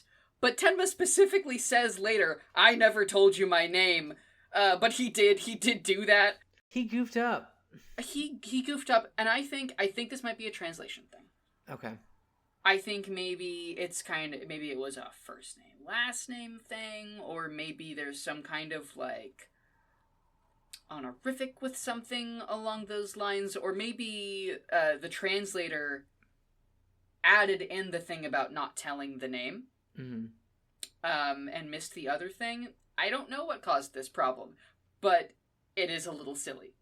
It's silly, and I think it works though because I mean this is skipping ahead a little bit, but like he realizes after he's done this thing, like, oh shoot, those guys were cops, and I've just made my whole situation worse. Like maybe they're involved somehow. It's unclear. He's confused. We're confused.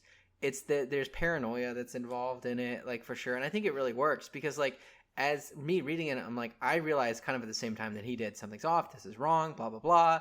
And then he's messed up in doing this. But it's okay, do you have any notes? Because if you don't, I have a section that I'm going to get into here. Matt, go into that section, big guy. Okay, so the way that this chapter ends, right, with them diving off the bridge, this is I'm certain, or maybe not exactly, but this feels like a reference to one of my favorite movies, one of my favorite cable movies, 1993's The Fugitive, which I don't know if you've ever seen. Have you seen it? No. Okay, so it's Harrison Ford and Tommy Lee Jones. Harrison Ford is a doctor who is wrongly accused and convicted of killing his wife. He's sentenced to life in jail. He escapes there's like a prison transport that goes wrong. He escapes. And he is going to hunt down the man who he knows killed his wife, a one-armed man who he saw fleeing the scene of the murder. Tommy Lee Jones is the U.S. Marshal who's tasked with hunting him down, and it becomes this kind of cat and mouse game with Tommy Lee Jones and his team of U.S. Marshals chasing Harrison Ford through, across the country as Harrison Ford works to uncover the mystery of who killed his wife and why. And there's a scene, maybe an hour, a third, halfway through the movie, where Harrison Ford escapes into the sewer. There's a scuffle in the sewer. Tommy Lee Jones drops his gun. Harrison Ford's got it. And he has Tommy Lee Jones at gunpoint. And he says, "I didn't kill my wife." And Tommy Lee Jones goes, "I don't care." And then Harrison Ford runs, and the sewer pipe comes out over a dam into a river. Tommy Lee Jones tells him he needs to surrender and come in, and instead Harrison Ford jumps off into the river and gets away. And that's the next sequence. So right there, visually, that feels like a reference on this. But then also, just by chance, I think on the Wikipedia page for Monster, I read that one of the influences on this series is the original TV show, The Fugitive, that the Harrison Ford movie is a remake of. There it is. And you can see the pieces, right? It's a doctor main character trying to uncover a mystery. It turns into, I don't know how the TV show goes originally, but it becomes like it's a conspiracy thing that comes out of it, where in the movie it's a thing where there was like an experimental drug that was on the market. It's very 90s, the whole thing. Yeah, but the timeline works out. That I buy that for a fucking $1. I think you're on the money here. It feels, and it's I think that's always a good move, having characters jump off of something into a body of water to get away.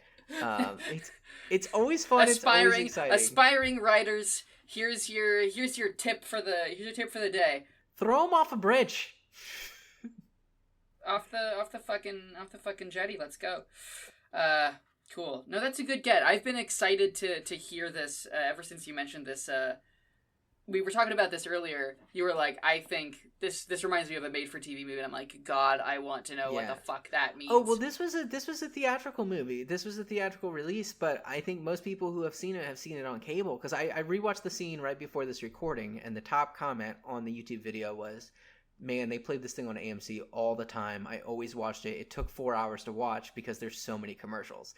Because the thing with cable movies, and this is just like a quick rant, is what they do is there's not a lot of commercial breaks in the first half, and then they smash them all in at the end. Oh, because you're so hooked at the end that you just want to keep watching it. That's really smart. I hate to give it to him. And we have The Fugitive on DVD, right? But it's one of those things where it's anytime it comes on cable, as you're flipping through the channels, you just sit and watch it. And my dad and I watched that movie like 3 or 4 times together. And by the time we get to the end, it's always like, we could just put the DVD in and watch this without the commercials. But then we'd have to get up off the couch and let's just keep watching. So I think that movie's great. There's a really good, there's a dude gets hit with a girder at one point, and it's just like, oh, it's real good. So yeah, The Fugitive. That's and then they made a sequel to The Fugitive called U.S. Marshals. That's just the same movie again, but not as good. Robert Downey Jr.'s in it. It's bizarre. So yeah, that's I think that's how that chapter ends. And I mentioned when I was talking about I think my big point for the first half of this was this feels like an intro to this type of story. I think The Fugitive is another good intro to that type of story. So it's I can see why it's we're drawing lines between these things. No, totally. I think that's cool, and I definitely think like The Fugitive, like that's Urasawa's shit, right? Yeah. Like I have no doubt that he really likes it. I mean, I guess if it's specifically named as an influence, we know for a fact he liked it. The show is, I don't know about the movie, and like I said, I haven't seen the show ever. I know it was wildly popular when it came out. Well, the movie, I looked it up. The movie released in Japan in 1993. Okay. So that timeline syncs up for the movie as well. Gotcha. And knowing Urasawa, like that's a movie guy, I feel like there's a good chance he saw it. Maybe internalized it. I don't know. But I think, like there's no way for us to know for sure, but I think it's a fun thing to think about. Mm-hmm. And I think it's plausible at the very least. Yeah. All right.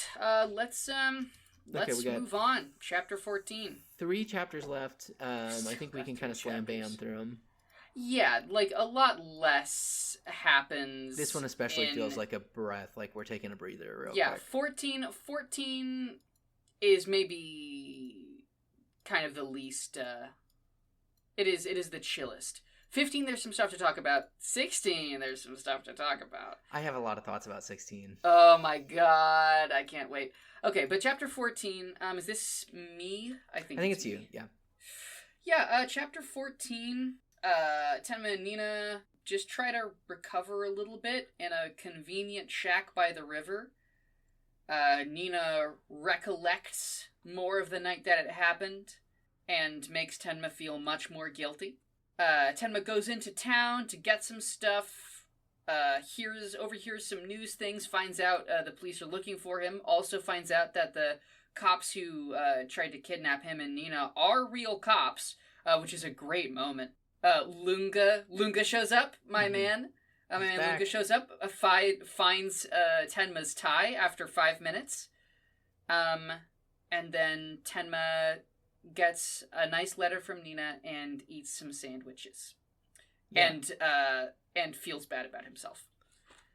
Yeah, I think the thing that I think is the most interesting in this chapter is, Nina has her revelation. She explains the whole situation, that these diplomats that they came over with weren't even their real parents, which is kind of the implication from the start. Like at the beginning of the story, it's like, oh, this was a family. So, and it's she has realized that, they've been floating from foster family to foster family, and Johan has been doing this the whole time. He's been killing these foster parents. So her realizing it is what causes her to. That's why she shoots him that night. And Tenma tries to comfort her, and like you said, she makes him feel more guilty. He says something about, there's nothing you can do. You need to move on. And I do think it's interesting that in the letter that she leaves to him, she says pretty much the same thing. She says, this wasn't your fault. You were doing your job. You need to move on. Well, she just needed a good cry, Yeah, and he cries, she cries. So it's each of them trying to tell the other, this is my responsibility. I need to take care of this. Yeah, which is really interesting. Which is really interesting. So the other thing that I feel like is a real kind of boomer move a little bit is Tenma has a moment where he realizes, he can't tell the cops because, he's kind of incriminated himself a little bit. So the only people that he can trust are journalists, the press. He has to tell the press. This is some real, oh, man. Watergate. The story's going to bring it down. The truth will set us free. If we tell the people what happened, everything will work out. But he calls the press and says, hey, I have a witness who's going to be able to, explain this whole thing, meaning to turn Nina over to them. And when he goes back, that he realizes she's disappeared. So it doesn't work out. But, right. Yeah, this is a good section. I was super surprised by it, reading it the first time, just like, whoa, what happened? We're in a different kind of story now. But it really is just kind of like a quick reset while we figure out what happens next. Yeah, I mean, Urasawa, his control of pacing isn't always that good, especially, I mean, like, it's good a lot of the time, but his pacing flags when it comes to exposition, because that is what exposition does. Um, but I think the pacing here is nice. I think that he knew what the audience needed, after the last few chapters, and really gave it to us in the form of this, very, very calm, still stressful, but it's like, it's kind of got that, it's that feeling when you've like pulled an all-nighter and like the sun is coming, it's like 8:30, you make yourself breakfast, you feel like fucking shit. Yeah. But you also feel a kind of peace, and then you listen to Age of Consent, and the world falls into place for a moment, even though you feel like shit. And that's kind of what the vibe of this, because both of them feel like shit, but they're here, For me in college, it was walking to the gas station across from the engineering building, wearing my crappy green hoodie that I hadn't washed in weeks, listening to the new episode of the Giant Peas cast, and getting a sandwich and the worst coffee in the world, and then going to take a test that I hadn't studied enough for. The air is a little bit crisp. The sun is coming up. Maybe it rained the night before, so it's a little cold and wet. Nailing it. Yeah, so that's and I think it's a good feeling. It's a good feeling to have at this point in the story. It's a crazy good feeling for the author to purposefully create. Mm-hmm. Like, it's not as easy as he makes it look. No. Like, Urasawa, when he wins, and he wins most of the time, he makes it look easy. Again, magic tricks. There is some weird Tenma Nina. She like undresses in front of him, and I was a little worried that we were gonna. Yeah, she does. She doesn't. Yes, she does. No, he's looking away, bro. She goes into. Well, he looks away, but it's those panels in conjunction with each other. I was like, oh, I hope this doesn't go one way, and it doesn't. She literally she walks into the shed. He's outside by the fire, turned away. Mm-hmm. She's changing inside the shed, and then she speaks, still out of view, for the next few panels. Okay. No, you're for the next couple of pages. You're right. You're wrong. Judge Gavel. Because you're right. That would be fucked up. That would be fucked up and gross. I was really worried about that, because there's a bit in the early chapters where, her friends are joking, oh, it's your knight on a white steed that's coming to save you. And when Tenma shows up, she says, are you my knight on the white steed? And I was like, He's not. Don't worry. Yeah. Don't worry. That is not a thing. Never a thing. Absolutely not any kind of a thing. But yeah. Like I said, I really like the moment where he's like, they're real. They're real cops. Mm-hmm. Mm-hmm. Like, he's afraid, man. He's scared. Like, and rightfully. Yeah, there's something about they're real cops that really makes my blood run cold. Mm-hmm. It's good. So, okay. Are we ready to move on to chapter 15? Do you have thoughts about Lunge in this chapter? You have thoughts about Lunge? I do think it's interesting that it seems like he is always showing up in offices where he's not supposed to be, and people are like, what are you doing here? You're not supposed to be here. Oh, Inspector Lunge, my bad. Yeah. Yeah. The only other Lunge thought that I have is the first time he's introduced, it's a novelty that he's talking about floppy disks and saving things into a computer, and then immediately the next chapter we've got Nina getting emails from a creep. So technology has outpaced this man and his memory palace. No, that's true. That I hadn't even thought about that. I haven't even realized that his memory palace was outdated when it got started. Disk. Yeah. Oh, that's funny. That is funny. So I just like when he finds the tie. He says Eureka. I think that's great. It's good. But I love it when Lunge does anything. Yeah. Well, not when he does anything. I also like the sandwiches. Oh, the sandwiches look good. Nice little poppy seed buns. They look good, buns. But I think what gets me, is like, Nina's like, it wasn't your fault. You were just doing your job. It wasn't your fault. Eat these sandwiches. Mm-hmm. And there is something about that's just an unspeakable kindness. Eat these sandwiches, get some rest, live your life, save as many people as you can. Don't let this change the direction that you've taken. Yeah, and he eats the sandwich and he And cries. And it's just like, he cries. And maybe eating it's because sandwiches. like food is a big love language for me, but just she made the sandwiches and she says in the letter, "Eat these sandwiches," and that moves me. That moves me, big time. And that's all I have to say about this chapter, I think. What's up with chapter 15? I think this one's you. Yeah, Tenma goes back to the hospital, shockingly. And tries to forget the incident. He gets back to work. He says it's all finished. Lunga visits Ava, who is now an alcoholic, who's been married a bunch, and has basically won every single divorce she's had. So she's able to kind of live her life of luxury. Lunga asks her about the tie. She refuses to connect the tie back to Tenma because she knows she can use it as a bargaining chip. She goes to the hospital to meet with him and tries to pull the same things that she did earlier, where she basically asks to start over. In a repeat of the sequence from after he becomes the hospital director. And Tenma again, same response. He just kind of ignores her, walks away. And this is when she plays her card. She says, "Hey, that detective came and was asking about you, but I didn't make the connection. I didn't sell you out. You owe me this. You owe me a second chance, or I will rat on you." And he refuses to budge. So she makes a big scene. Everyone kind of is uncomfortable. And immediately she goes to the cops and rats on him. So Tenma knows that the wheels are in motion. He goes to the head of the hospital and resigns. Everyone's a little confused, but he knows he's got to go on the run. The cops descend on the hospital trying to get him, but all of Tenma's patients who love him block the way and say, "We're not going to let you get Dr. Tenma." He escapes in an ambulance. And then we cut to a couple months later where he's on the run, on the road, reading news about his, the case. And now Dr. Tenma has a gun and he knows what he has to do. Yeah. Yeah. A lot happening in this chapter. Kind of quietly and quickly is maybe the way that I would say that things happen in this chapter. Well said. Hey, what's up with the fact that there's some pages of this that are colored?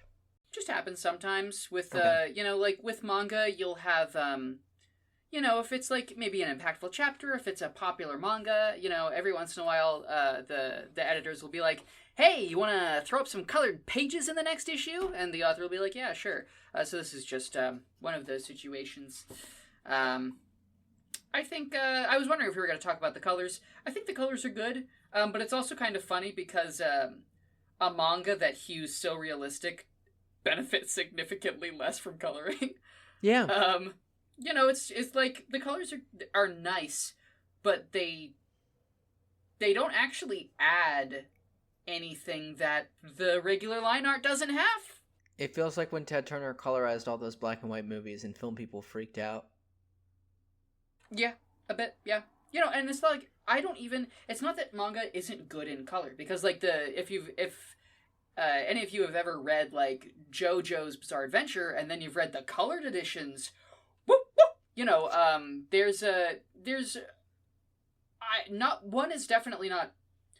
the line art is definitely better, but the colors do add something. I don't think the colors add much here. I think it's really funny because the palettes he chooses are really muted. Most of what you're seeing is just the furniture in Ava's room, and it's all like the same shade of brown. So I don't know. That is a really funny panel. It's a funny choice. It's a funny set of choices for Urasawa to make when he's coloring something. I'd love to ask what was up with that. But yeah. Okay, so there's the color. Here's my thing. I don't know what Tenma means when he says it's over. I don't know what it means, but I think I'm going to disagree with you, and I think it means that he's saying his life as a doctor is over. I think that's him making the decision that to he fuck knows off. He has to leave. Yeah, that's much better. Yeah. Because he's done the surgery and he knows that it's not the same. Oh, yeah. Yeah, I think that makes a bit more sense. Yeah, and then we get to hang out with Ava. I love Ava. She's such a piece of shit. She's the worst. She's the worst. You want to talk about a character you love to hate, man. Mm-hmm. Ava. And she's doing it as a bit, right? Is yes! the thing like yes! her whole speech about I'm bleeding them dry for alimony. I buy so many presents for men. I can't be expected to remember. Like, she's doing it on purpose. I think even the alcoholism is performative a little bit. I don't think so. Oh, you don't? I don't. I think she is a very real alcoholic. I mean, she says, as long as I have my booze, I'll be fine. Hee hee hee. Yeah. Hee hee. Yeah, I think Ava's really fun. I think she's a fun character to have around. And I think she is... You want to talk about a character that's complicated? I think she's complicated. I think she has a lot of moving parts. Like I said in last episode, she starts off 2-dimensional. She gets to 3 here. I say she gets to 3. What's the third dimension for you here? The third dimension is the fact that she actually does love Tenma. Okay. But that she's an abusive piece of shit. Like she understands the situation instantly, despite being drunk. Protects Tenma out of care for him, but also because she knows it gives her that edge. And then she goes to Tenma, and she tries to do it right the first time. She doesn't start with the blackmail. She doesn't start with the blackmail, and then when he won't do it, that's when she pulls it out, because she's a fucking narcissist who ultimately just wants what she wants. And I think that these various pieces moving in conjunction, her history, how she interacts with Lunge, the choices she makes, I think that they're fucking human. I think she gets to 3. I also think it's interesting that it seems like the only framed picture she has in her room is a picture of her and Tenma, even though, she says there's other framed pictures, but it's the only one that gets any important focus. One. Yeah, definitely. She has it. She's staring at it, it's on the ground. She's flopped on the couch, and just her head is flopped down, and she's just looking at it. It's very sad. Yeah. But almost comical too. Oh yeah, you love to see it. Ava's really... There's a lot of things about this manga that make me go, I want a live-action version. I want live-action Ava. Who plays live-action Ava? Some German chick. I don't know. No, because the point of doing live-action... The point of doing live-action Monster would be that it would be in the proper language and in the proper locations. Yeah. Oh, wow, Matt's making a real face. Matt doesn't like this. I am with you to a point. I think, yes, film it in Germany. Yes, make it a period piece in the 80s and the 90s. You don't think that they should go for full verisimilitude? You think that's maybe missing the point? I don't know if you have them speak in German is the thing. I'm torn. I don't know. I guess in terms of, just for the point of the discussion, we should assume they're not speaking German so that we can actually do a fan cast. Interesting. Who's my fan cast for Ava? I'll have to think about that. I'm not super good at keeping a bunch of celebrities in my head. Alison Brie. No, that's not quite right, but maybe. Who? I don't know. From Community, Annie.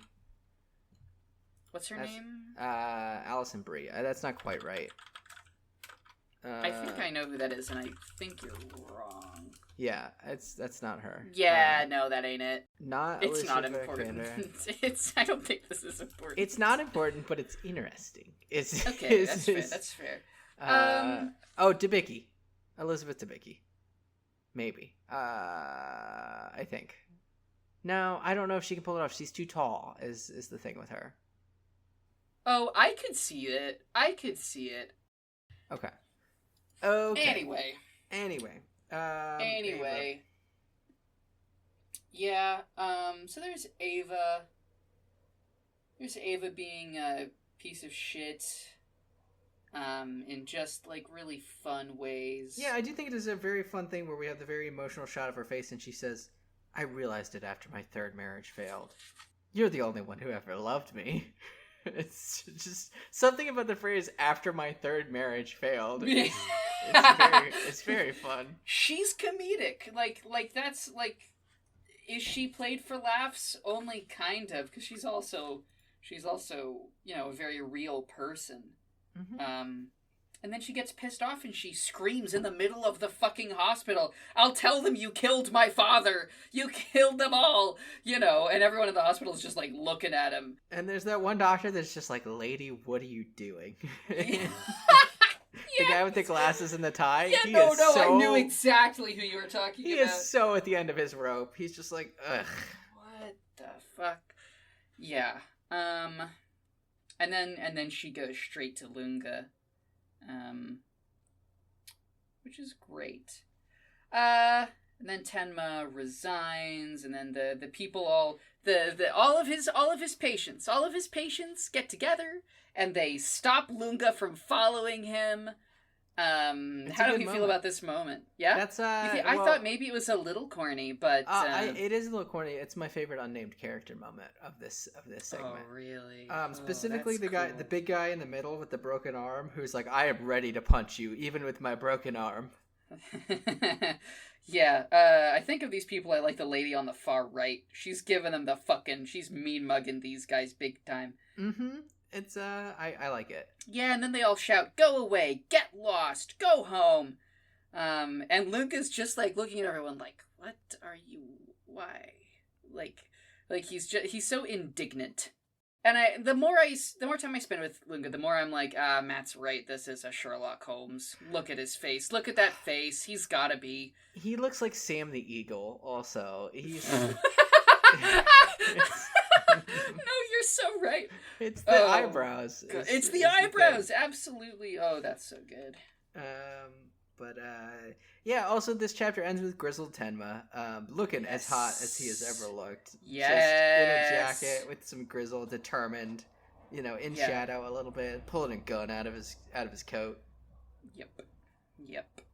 Yeah. Do I have any other notes on this chapter? No, we talked about Ava, and Ava's the interesting part. Let's move on then to chapter 16. Is this one you or is this one me? This one's me. Okay. Chapter 16 is a short story that Urasawa probably already had written and then realized he could put Tenma in it. It is a short story that is framed. It has a framing device. It's a flashback, of Tenma, so the last chapter, there was a 5-month skip. So this is the story of the 5 months. And we find out that Tenma was hanging out with this, like, weird veteran mercenary dude learning to shoot a gun. And the veteran mercenary dude's adopted daughter by way of murder. And they hang out together. Tenma learns to shoot, and he also teaches this odd pairing how to be good to each other in a kind of roundabout way. He helps them connect. And the dude does not tell Lunga shit. Well, he actually tells him a lot, but he doesn't tell him anything important. Yeah. Yeah. That's the gist of it. Yeah, I'm conflicted on this one. The first note that I have is this feels the most like an episode of an anime, and it's probably one of the ones that people who love this anime point to and are like, "Dude, the episode where he learns to shoot a gun, oh my word, that one's so good." And I don't disagree. I think there's good stuff here. I do think someone else said this recently, and I'm just going to repeat it. I think it tries to trick you into thinking that subtlety is depth. I don't think there's a lot going on here, but I do think it's good. Like it is kind of, I don't know. I think part of it is tied up so much in how I feel about this mercenary, who I think we're clearly supposed to like. I think we're supposed to like him, but I think it's supposed to be complicated. The thing it revolves around is, I'll just read the segment because I think it's they're sitting at dinner and Tenma asks about the girl. Is she your daughter or your granddaughter? And the mercenary says, "Nope. I shot and killed her mother right in front of her. I ran into a shack in the jungle in Myanmar and they were there. Her mother was pointing a gun straight at me. If I'd waited another moment, I would have been dead. So I brought the child back with me. The whole time she's been with me, she's never once smiled. She'll probably hate me till the day she dies. That's what happens when you pack a gun. If you don't like the sound of that, stay away from guns. And I think there's something interesting there, right? Where it's like, this is the reality of what carrying a weapon with the intent to end a life leads to. And I don't know. I don't like that they get this, they get this resolution. I don't think he deserves it. But then I don't know, who am I to say that he doesn't deserve this? He tried to do the right thing, I think. In not leaving this girl to die, but is that the right thing? I think.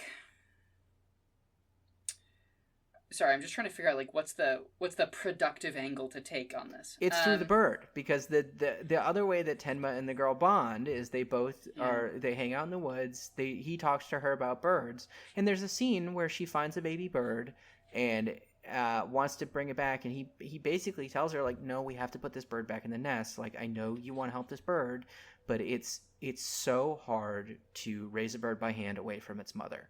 And that's what's happening here, right? Like, this guy tried to do the right thing, but he's trying to raise a bird on his own away from its mother. As a mercenary whose job is training people to shoot fucking guns for presumably illegal purposes. Yeah, he thinks he's doing the right thing. No one's idea of Dad of the Year. No. You know, like... He thinks he's doing the right thing, but he's just a little girl in the woods who doesn't understand what he's doing. And... Yeah. He has, I think, hurt her more than he could. I mean, like, obviously, he killed her mom in front of her, and she knows how to use chopsticks, so she was old enough to know what was going on. Oh yeah. I feel very complicated about this, but I don't know. I've talked for a while about this, and I think I've been kind of negative on it, which maybe is not fair, because I do think this is a good little chapter. I think it's complicated, and I think it's good that you're down on it, because I am up on it. I really like it a lot. I like it a lot formally. Formally, this chapter really speaks to me. I love the idea of this chapter that is just it's a short story, just packed into one chapter that fits almost seamlessly into the story that's already being told, but really stands on its own as an interesting story with a beginning, a middle, and an end. And it might be a little bit rushed, but I think it's still a really, really cool thing that Urasawa did here. And this is also an Urasawa thing. This is that Urasawa thing again, right? Where they drop us into a story with characters we're not familiar with. Right. And then he tells us the whole thing. You know, like how does it relate? And he he loves to do this. And this, I think, is a really strong example of it. And it really stands out, again, like, as a person, my reading comprehension, my memory, I can remember broad strokes. I remember how something feels, but memories of individual events or plot points really fade after a certain point because I'm just cramming my head with so much media all the time. Mm-hmm. This chapter, to me, has always been crystal clear. Absolutely crystal clear. It's something that's really stuck in my brain. And I think that means something. I think that says something about the self-contained nature of this chapter and the strength of the narrative within it. Even if it is simple, because I'm not gonna disagree that it's kind of on a surface level. I think it is. I think it is a surface level, because and I don't think that's bad. I mean, a lot of the things that I like are very surface level melodramas. I mean, I love romantic comedies. I love reading books about sad teenagers. A lot of the stuff that I like doesn't have a lot of depth, and I don't think, when I say that I think it's surface level, that doesn't mean that I think it's bad.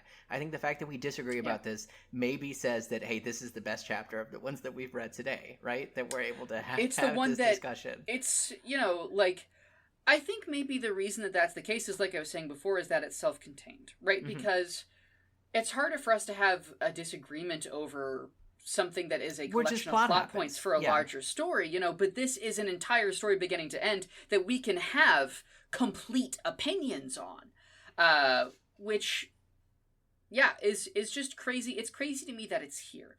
And like, do I think the ending is earned? I think it falls just shy of being earned. I think that it would need another 3 pages. Somewhere between 3 and 5 pages of just a little bit more, to show how the two of them actually managed to finish connecting. Because we see, like, her laugh in front of him for the first time when he fails to use chopsticks again, and he's like, "You're laughing," and that's obviously this huge moment. So we see, like, this is the moment where they can begin to connect, and then months and months and months pass, and they connect with each other off screen. The meat of their connection, of where they mend to whatever extent they can, their connection as humans, all of that happens off screen. And I think that's something that we can't speak to. Is it good? Is it bad? It doesn't exist. And that's why sold me on it on this page. Yeah. Just like as I stare at it, as you talk about it, I think I flipped on it where maybe this is earned to the extent, like you said, to the extent where they can connect. Yeah. Yeah, we can assume it's earned. I'm comfortable assuming it's earned. The truth is that it's somewhere in the middle. And I think anyone who is down on it because they feel it's not earned, I'm not going to argue with them on that. I think that's a pretty valid reaction to have. Yeah. To this little story. But I'll tell you this, it gives me the warm fuzzies. And it's good. If you want to get into like the epistemological weeds on it, if you really wanted to play lawyer, he killed a lady in self-defense. He probably wasn't planning on walking into that village and killing someone's mom that day, and so, like, what do? You fucked up. This woman, this child's mother is dead. What do you fucking do? And this guy decided to do his best, and, like, is he an honorable man? No. I'm gonna read the note the last note I read about this is this a parallel to Tenma, a man just doing what he had to do, operating automatically, and then not being sure how to live with the guilt and the consequences of the people who are left alive? Whoa! Whoa! I think so, right? Is what Tenma did unintentionally monstrous? I mean, maybe. Is what this man did intentionally monstrous? Maybe. I don't know. But I do think it's very clearly, I think there's parallels between, I think in him saying he was just doing what he had to do, it was just picking up a gun, this is what you do, in the same way that when you take the Hippocratic Oath and become a doctor, that's what you do, and sometimes there's consequences. Yeah. No. Matt, that's such a good... I mean, I can't believe that I've never had that thought before, because that's, like, just not the kind of thought that I often have about stuff, but that's a really, really good thematic connection there, and I think goes a long way towards explaining why this story doesn't feel out of place. Yeah. Because, boy howdy, could it ever feel out of place, because it's really, like... If this was a novel, this also feels a bit like a King thing. Yeah, totally. There's weird digressions where we meet these different characters, we get their whole backstory and their history. Yeah, you're right. I hadn't thought of it that way, but it very much is. Yeah, but because it is thematically connected to stuff that's important to the main character, stuff that's important to the questions the story as a whole is asking, it feels natural, and it also is a good character study of Tenma. We see Tenma in a couple of modes we haven't really seen him in. Strangely, this seems to be the most fun he's had since we've met him. It's just hanging out in the running woods, in the learning woods, to shoot cooking, a gun, making chopsticks, shooting. Yeah, I don't think we see him this happy again. Maybe ever. He just has a bad time. But I think it's a great chapter. I think it's a really cool chapter to end the volume on. It's not really a cliffhanger, but it's another point of decompression. Emotional button. Yeah, decompression, that's a good way of putting it. It's just like you finish it and you're satisfied with the chunk of story that you just read. Mm-hmm. And you're excited for what comes next, but you're not, like, anxious. Right. It doesn't leave you with bad vibes. No. It's good vibes. It's the best vibes. There's some real good stare downs between the mercenary and Lunga. Some good panels of them facing each other. It's It's good. Hey, I this is not one that we wanted to fan cast, but I had this thought while we were watching it. The mercenary is Mike from Breaking Bad. It's that guy, this old man. This guy? Oh, sure. No, that's fair. That's fair. Yeah. Okay. Do we have Oh, I guess we have character moments. Yeah, so I already revealed my minor character moment, but for anyone who doesn't remember, the kind of closing segment that we do is our favorite Tenma moment, our favorite named character moment, and our favorite like minor or unnamed character moment. So do you want to start, or should I with the Tenma moment? Go for it, because I forgot to pick one. Yeah. So I'm gonna be flipping through these. Well, mine might have changed now because of the way that we talked about this scene. But my favorite Tenma moment is when he realizes he goofed up and decides he's going to go back to being a doctor, because that just feels so weird in a story like this that we get the scene of him back at the hospital and not just the story moving forward. And I think it's a good character moment. It is a weird feeling. Yeah, it's kind of like it's a person who's just like been through something horrible and doesn't know like what else to do, so they just go back to what they're familiar with. Mm-hmm.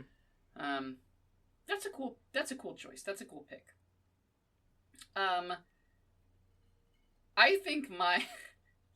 do think my favorite Tenma moment is the one I mentioned before, where he has that little smirk talking to Maurer about his wife. And just kind of like this sequence where he's like, well, you seem to regret neglecting your family for your job.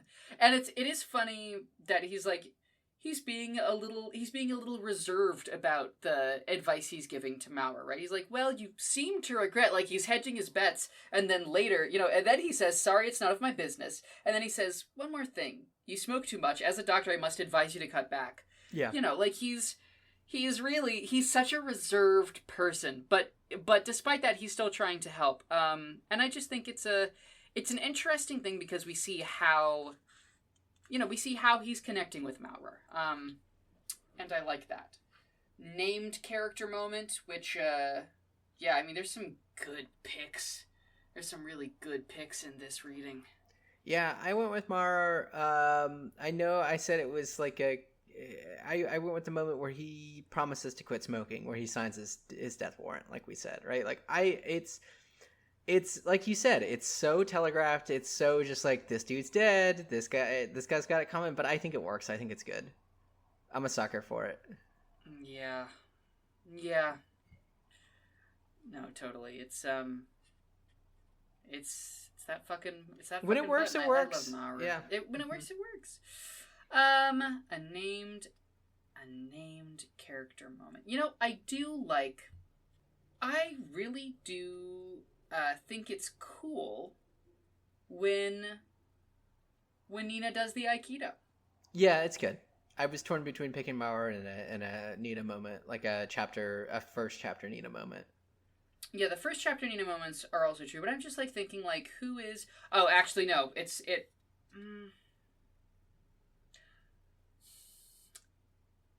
Maybe Nina doing Aikido is like a little uninteresting to a degree. I think it's cool. I think it's cool for the purposes of like, again, it shows you what Urasawa thinks of his female characters. And also like he's done manga about like a woman judo star, right? Yeah. Like, and that was popular. So like he's familiar with writing women properly in ways that women like. And comes across. Yeah. Maybe my favorite Nina moment is the letter she writes. I think that's a good pick. It's good. I think you're right. That's the best Nina moment. Yeah.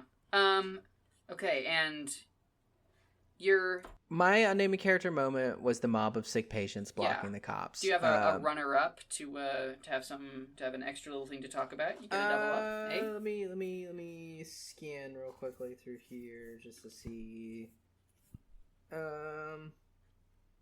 No, I mean, because I think the thing that I can talk about was last time I said my favorite Tenma moment was the way his bedside manner, the way he was a doctor, right? All the shots we get of him sitting in the grass, next to patients in wheelchairs, telling them that they're going to get better, that they're going to be able to go back to their families. And I think this feels like, not that everything needs a payoff, not that everything needs to be set up payoff, but this feels like a good natural payoff to the stuff that I like about Tenma. That's a great point. So yeah, that's it for me this time. How about you? That is a payoff to that. I think this is just kind of a fun one. I think it's kind of funny. Let me see. I think it's kind of sad. The dreams that I'm dying at the best I've ever had. Anyway, sorry. Okay. Mad world. Okay, so kind of earlier, Nina talks to Peter, the apparently not creepy dude who just asks her out constantly. But I guess he takes no fairly well. Like, it seems like maybe not because he keeps doing it, but he's not a creep about it. He just keeps trying. It's almost like a running bit that they have where it's a very rom-com sort of thing, the kind of thing that wasn't creepy in the 90s, I guess. Yeah.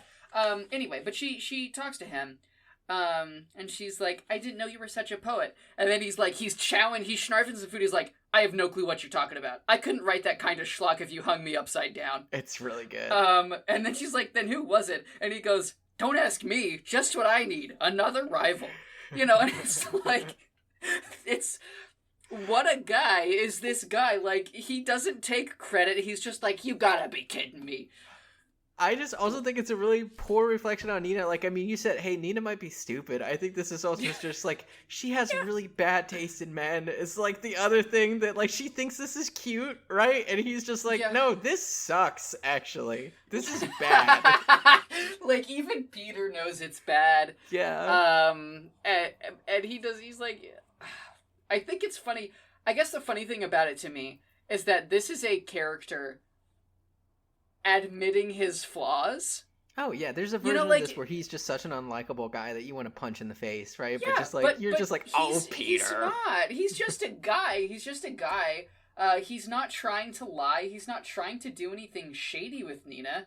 He's in earnest, if kind of dopey dude. Mm-hmm. And he couldn't write that kind of schlock if you hung him upside down. You hung him upside down. I think it's such a funny thing to say. Yeah, I wonder. Having repeated it a few times, now I'm wondering like what the original Japanese translates to, because obviously it's idiomatic. It's got to be. Hey, well, this is a good time for me to plug the Patreon. Yeah. It's at patreon.com/Urasawa Boys, and I bring it up because one of our stretch goals is if you pay us enough money, Quinn's going to learn Japanese. Yep. And I can't remember what I promised I was going to do. Was it watch the anime? That's fine. I'll do that anyways. I don't remember. We gotta watch the anime. I don't know if we had something specific for you that I had promised I was going to do. Yeah, but our Patreon goals, we've got a few of them. Me learning Japanese, we're watching the anime, and further down the line, it's going to be, if you guys are around, if this show is a thing, if it happens, we're going to be using the proceeds from Patreon to be commissioning translations of Urasawa's earlier works, which, like, if you've been over there wondering, well, if these guys are such big fans of King Things, why aren't we doing this in chronological order? The King Things guys talk a lot about how it's such a great method, and I'm like, yeah, that is a great method. I'd love to do that method. Unfortunately, we can't do that. Because a lot of that shit just is not properly available to us, and we want it to be available not just to us, but to everybody. Yeah. So yeah, if you give us some Patreon dollars, that gets us ever closer to commissioning this stuff and getting it into the hands and onto the screens of Western readers for more or less the first time. These very cool works by this very cool guy. We really want to read Pineapple Army. And dude, I really want to be able to have email correspondence with someone who has a screen name that I don't understand the reference to, and can just be like, hey, bud, what's your Venmo? Just please give me some Pineapple Army pages. Absolutely. Yeah. And also, if you know anybody, if you happen to be in contact with anybody who knows that, I guess just shoot us DM us, email us. We're at Twitter at Urasawa Boys. The Patreon again is patreon.com/Urasawa Boys. Email is urasawaboys@gmail. We've got the full house over here. We got the clean sweep. We got everything. We're good to go. So those are the socials. I think that's it for this time. time. And of course, maintaining balance. Oh yeah. That's one of the Patreon. If you join incentives. the Patreon rewards, you'll get to listen to maintaining balance, where Matt fans can get their fix. Yeah, we had. I talked about the fantasy show. I guess. Well, this would be the Silver Age that we're in right now, because if we had the Golden Age with Game of Thrones, then we're in that era. Is it time for a new age already? Maybe I don't know. It's a little too short for a new age. I think maybe I don't know. Well, we'll save that for the next maintaining balance, I guess. Yeah, I'm gonna keep watching the elf shows, so you can pay us some money and hear us talk about that. So that's the end of this episode. Next episode we will be reading. Is it the first 9 chapters of or the first 8 chapters of the next of Monster Perfect Edition Volume 2? Volume 2, yes, yeah. So, thanks for listening, everybody. And until next time, thanks for being a friend. Thanks for being a friend.